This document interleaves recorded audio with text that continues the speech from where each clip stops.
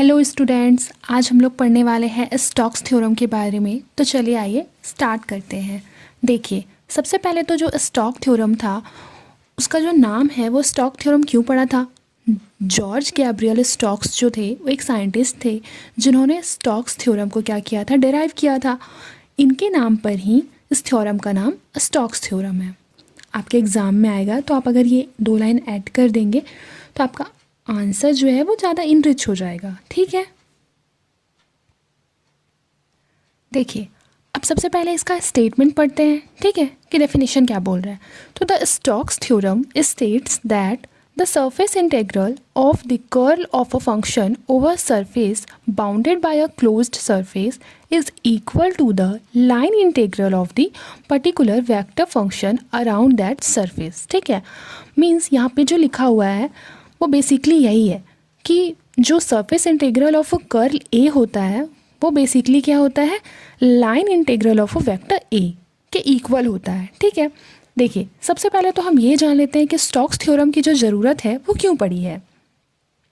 तो मैं आपको बताती हूँ कि जो स्टोक्स थ्योरम है बेसिकली वो क्या करता है कि लीनियर इंटीग्रल को सरफेस इंटीग्रल में कन्वर्ट करता है और सरफेस इंटीग्रल को लीनियर इंटीग्रल में क्या करता है, कन्वर्ट करता है। ठीक है, और याद रखिएगा कि अगर हम इसको मैथमेटिकल फॉर्म में डिराइव करेंगे या फिर मैथमेटिकल फॉर्म में हमें इसे लिखना होगा तो हम उसको कैसे लिख सकते हैं मैं उसको आगे बताऊंगी। ठीक है, तो चलिए सबसे पहले हम लोग आगे बढ़ते हैं।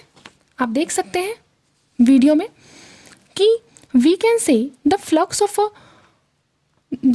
Of the vector function A over surface S of any shape is equal to the line integral of the vector field A।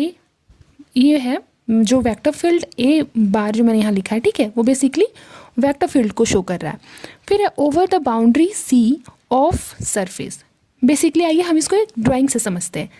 जैसे आप यहाँ पे देख रहे होंगे बेसिकली क्या है, ये मैंने एक ऐसे मतलब कि एक सरफेस बनाया है। ठीक है, मान लीजिए एक सरफेस है S है, ठीक है, और क्या बोल रहा है कि ये जो इसकी बाउंड्री है वो सी से क्या है, ये इनक्लोज्ड है। जो सरफेस है वो बाउंड्री सी से क्या है, इनक्लोज्ड है। ठीक है, ये मान लिया है यहाँ पे। और देखिए बाउंड्री को हमने सी माना है और यहाँ पर हमने क्या माना है, फील्ड हमारा जो हो जाएगा वेक्टर फील्ड वो ए वेक्टर हो जाएगा। ठीक है, ए वेक्टर हो जाएगा और जो हमारा सरफेस है वो एस है। ठीक है, यहाँ पे हमने माना ना सरफेस एस, आपको दिखाई दे रहा होगा। ठीक है, अब आगे बढ़ते हैं। अब क्या करते हैं, इसे प्रूफ कर लेते हैं। हमें प्रूफ क्या करना है, ये प्रूफ करना है। तो चलिए आइए शुरू करते हैं। सबसे पहले मान लीजिए कि जो सरफेस है वो एस है। ठीक है, हमने माना कि जो सरफेस है वो एस है जिसकी बाउंड्री सी है। अब सी के अराउंड एस के वेक्टर फंक्शन ए का लाइन इंटीग्रल हमें क्या करना है, लाइन इंटीग्रल को कैलकुलेट करना है। तो चलिए आइए करते हैं। यहाँ पे भी वही लिखा है, मैं एक बार इसको आपकी सुविधा के लिए क्या करती हूँ, पढ़ देती हूँ। चलिए आइए देखिए, let us consider a surface S with C its boundary.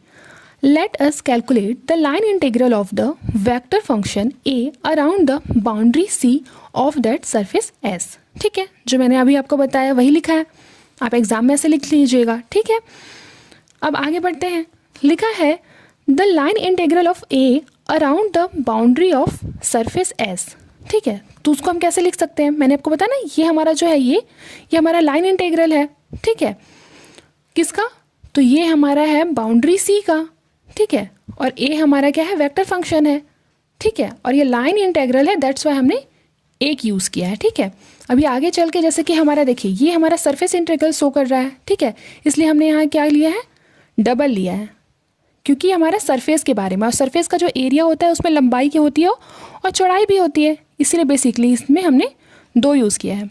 और कर्ल क्या होता है आपको पता है, देखिए जो कर्ल होता है आपने देखे होंगे कि किसी भी लड़की के घुंघरालू बाल होते हैं तो बेसिकली कैसे होती है, वो घूमी घूमी होती है। ठीक है, मतलब स्पिन की तरह होती है, अगर हम कह सकते हैं जैसे ये स्पिन की तरह होती है। वैसे ही हमारा जो कर्ल होता है वो वेक्टर फील्ड या इलेक्ट्रिक फील्ड में यूज़ होता है। ठीक है, जैसे सपोज दैट मान लीजिए ये हमारा एरिया है जो कि क्या है, एक तरह से मैग्नेटिक फील्ड है यहाँ पे। ठीक है, तो जो हमारा कर्ल होगा वो देखिए वो ऐसे स्पिन की तरह क्या होगा, एक स्थान पे ऐसे रोटेट होगा। ठीक है, तो ये बेसिकली हमारा कर्ल शो करता है। मैंने ये लास्ट वीडियो में बताया भी है, आप जो मेरे पुराने वीडियोस हैं उसमें अच्छी तरह से एक्सप्लेन किया होगा, ठीक है। तो एक बार आप उसे देख लीजिएगा प्लेलिस्ट में जाकर। अभी के लिए बस इतना समझ लीजिए। तो क्या करते हैं, हम इसे कर्ल से डिफाइन करते हैं। आगे बढ़ते हैं। अब देखिए, अब आगे क्या लिखा हुआ है कि now let us divide surface S into two parts S1 और S2, ठीक है। देखिए, हम लोग जो सरफेस एस लिए थे ना सरफेस एस, एक मिनट देख लीजिए। ये देखिए, ये हमने सरफेस एस यहाँ लिया हुआ है। अब इसको क्या करना है, हमें दो पार्ट में डिवाइड करने के लिए बोल रहा है। एक को S1 मानना है और एक को क्या मानना है, S2 मानना है। तो यहाँ पे यही बोल रहा है, ठीक है। अब आगे बढ़ते हैं। तो देखिए, अगर हम जब सरफेस को दो भागों में डिवाइड कर देंगे S1 और S2 को, तो याद रखिएगा उसकी जो बाउंड्री होगी वो भी क्या हो जाएगी, C1 और C2 हो जाएगी। जो ये C थी, देखिए इसकी जो ये वाली बाउंड्री हो जाएगी ये हमारा C1 हो जाएगी, और जो ये वाली बाउंड्री हो जाएगी वो क्या हो जाएगी, C2 हो जाएगी, ठीक है। अब आगे बढ़ते हैं। तो इस हिसाब से जो हमने लाइन इंटीग्रल लिया था, लाइन इंटीग्रल हमने लिया था ना इसमें, ये देखिए ये वाला, ठीक है, ये हमने लिया था। तो ये भी क्या हो जाएगा, दो भागों में डिवाइड हो जाएगा। यहाँ पे तो हमने पूरे सरफेस का लिया था, अब हमें दो सरफेस का अलग अलग लेना है। तो आइए देखते हैं। तो देखिए, अब यहाँ पे लाइन इंटीग्रल जो लिया हुआ है वो दो भागों में है, एक C1 बाउंड्री के लिए है और एक क्या है, C2 बाउंड्री के लिए। आई होप आपको क्लियर हुआ होगा, ठीक है। फिर देखते हैं कि similarly if we divide the surface S into a large number of parts, जैसे कि S1, S2, फिर आगे भी बढ़ सकते हैं, Sn तक हम ले सकते हैं, ठीक है। तो having boundary C1, C2, Ci और Cn रिस्पेक्टिवली, ठीक है। मतलब S1 की बाउंड्री C1, S2 की C2 और Si की बाउंड्री Ci और Sn की बाउंड्री Cn, ठीक है, रिस्पेक्टिवली। अब आगे बढ़ते हैं। तो इस हिसाब से अगर हमें सबको, मतलब इसको भी अगर हम और एक्सप्लेन करके लिखें, ठीक है, और तोड़कर अगर हम इसे लिखें इस वाले इक्वेशन को, तो क्या लिख सकते हैं। देखिए, सबसे पहले तो लाइन इंटीग्रल ऑफ C, पूरे बाउंड्री का, जो मैंने आपको बताया C जो है होल बाउंड्री है, तो उसको हम C1 में डिवाइड कर सकते हैं, C2 में, C3 में, Ci में, इवन Cn तक ले जा सकते हैं। लिख सकते हैं ऐसे, बिल्कुल लिख सकते हैं। अब यहाँ से देखिए, यहाँ से जो हमारा क्वेश्चन है वो काफ़ी इंपॉर्टेंट हो जाता है।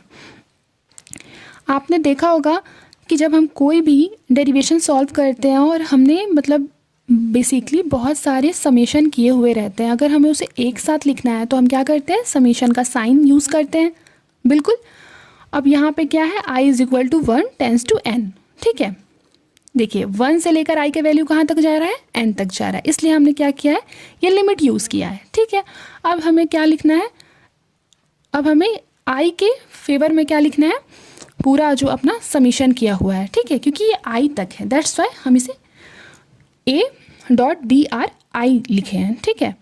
अब देख लीजिए A.dri, ठीक है, ये जो वैल्यू हमारी हो जाएगी, अगर हम इसमें क्या करेंगे कि मल्टीप्लाई कर देंगे SI का, याद रखिएगा न्यूमिनेटर में और डिनोमिनेटर में दोनों में हमें SI का करना है, ठीक है।